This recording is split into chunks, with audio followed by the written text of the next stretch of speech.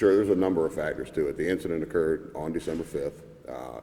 An internal investigation was launched on December 8th. That investigation was concluded internally on January 28th. Disciplinary action was taken.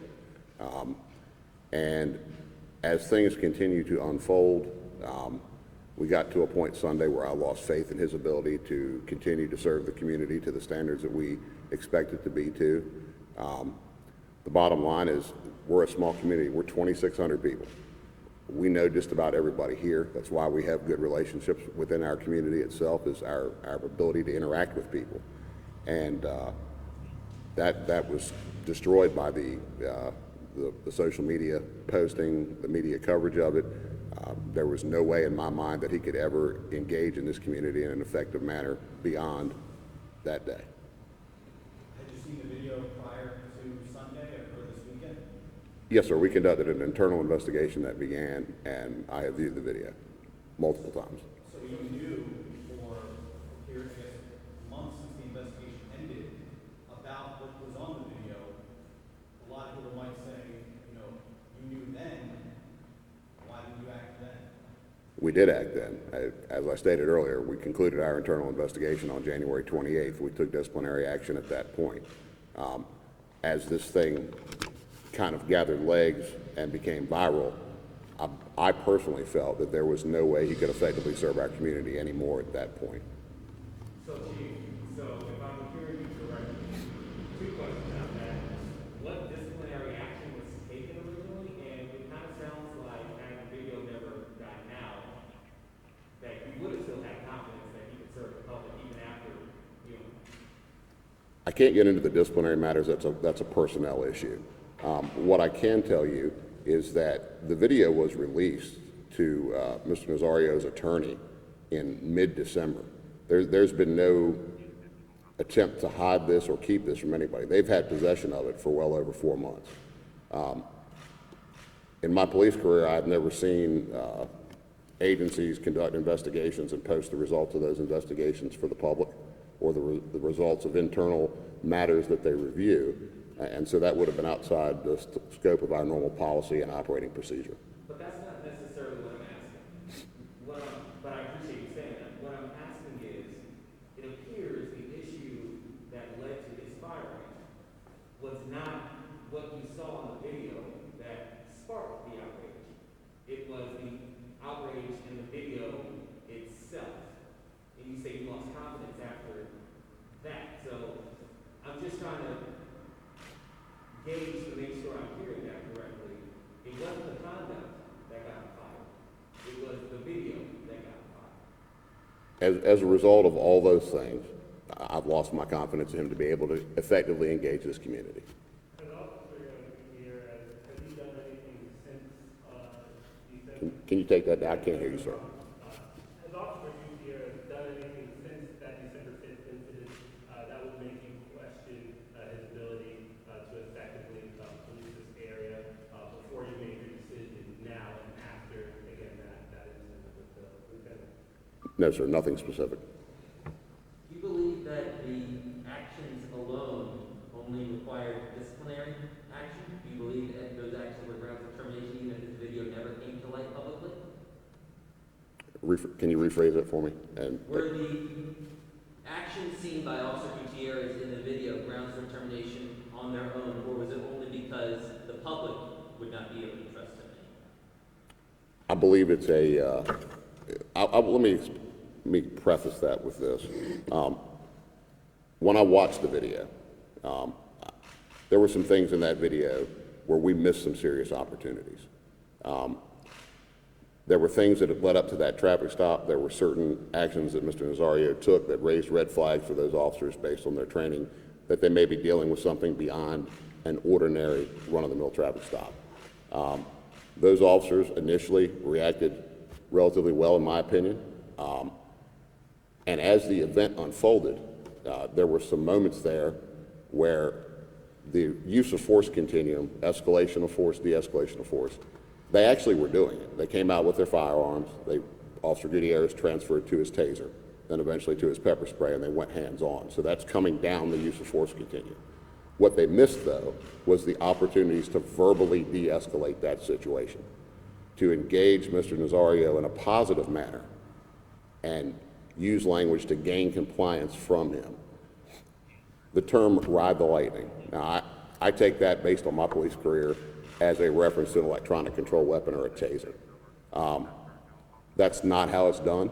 That was inappropriate. It created an unnecessary fear in Mr. Nazario, perhaps.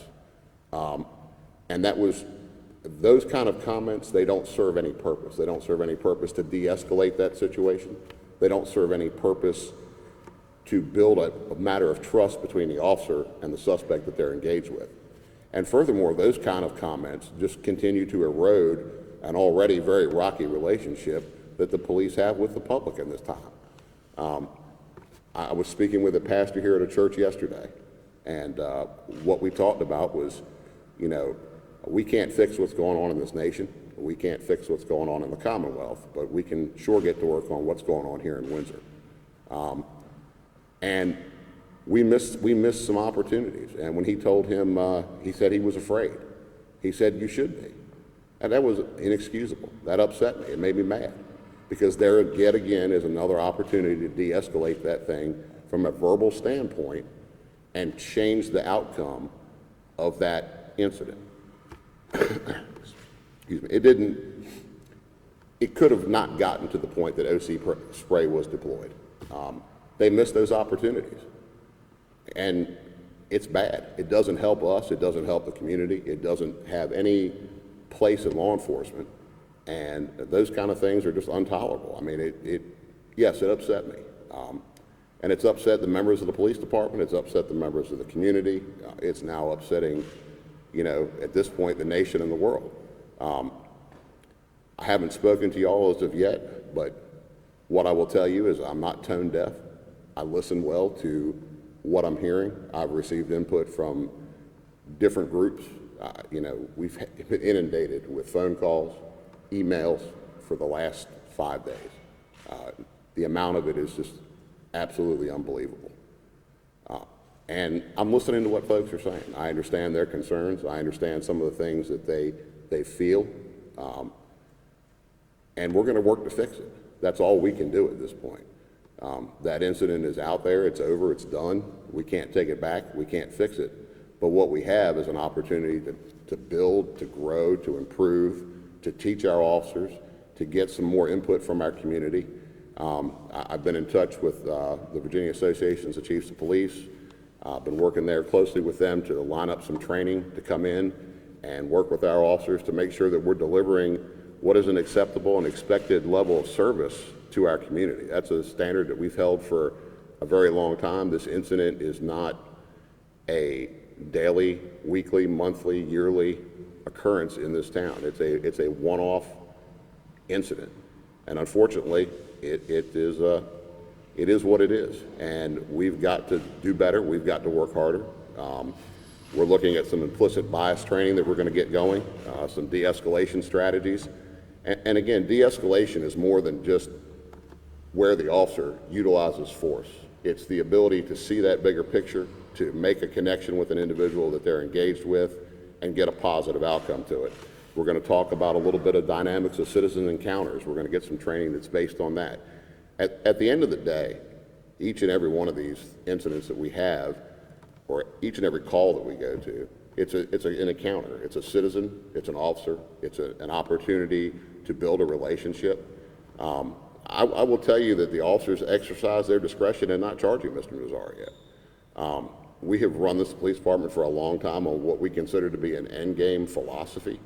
What are we doing at the end? What is the end objective of every call for service? If we go to a call for service and we're dealing with a criminal event, does it necessarily mean that we need to get that person into the criminal justice system? Or is there something else we can do to resolve the situation and move along? So going forward, that's where we're headed, is continue down that path. We've got work to do. We know we got work to do. There's been some damage to our relationships with the community here, and we got to get back on track to fix it. I appreciate the council's support, the manager's support in backing me. We will be open and transparent about how we do it. We're going to reach out to our community stakeholders, get input from them. We're cooperating with the Virginia State Police's investigation into the matter. We spent most of the day Monday turning over materials to them to facilitate that investigation, and we're waiting on the results of that. Been contacted by the Attorney General's office here in Virginia and their community civil rights unit. They want to do some records searches and go back and look through our stuff historically to ensure that there's no patterns of discriminatory and abusive police behavior. I invite it. There's nothing there. There's nothing there for them to find. This is a small 7-man police department. We work 24 hours a day, 7 days a week covering this community. These officers love the folks here. We love this community. We've been here a long time. When I took over in 2015, I had a train wreck on my hands. I've worked very diligently to continue to build the reputation of the police department, to professionalize it. I take pride in that. And I will tell you, it's bad. That video is horrible. It doesn't speak well to the way the police officers handled the situation. They could have handled it better. Ultimately, we're going to make sure that goes on, and we're going to get them the training that they need to do that. And I'm hopeful that this will provide us with some of the other mechanisms that we need. In a 7-man police department, we have no administrative staff. I don't have any secretaries to answer phones. I don't have anybody to return emails. I'm the HR manager, the payroll guy. I handle it all. My lieutenant handles it. We work to try to do all those little things, and we get behind on some stuff, policies, paperwork. I'm hoping that this will facilitate our ability to grow some of these things and get some funding. I know back in July when all the new laws came out, some of the VACP stances was we can't afford to cut funding to the police departments. If we want to increase transparency, if we want to increase training, and we want to increase the ability of officers across the country, whether here locally in the town of Windsor, Isle of Wight County, the Commonwealth, we have got to give them the funding that they need in order to facilitate that training, to give these people the skill sets that they need to go out here and do the job at the service levels that we expect. And we're a small town. Taxes haven't been raised here in 20 years. So we're fighting the battle trying to get our hands on funding to do things, to give our officers the tools and the skills that they need to go out and have safe encounters with the citizens.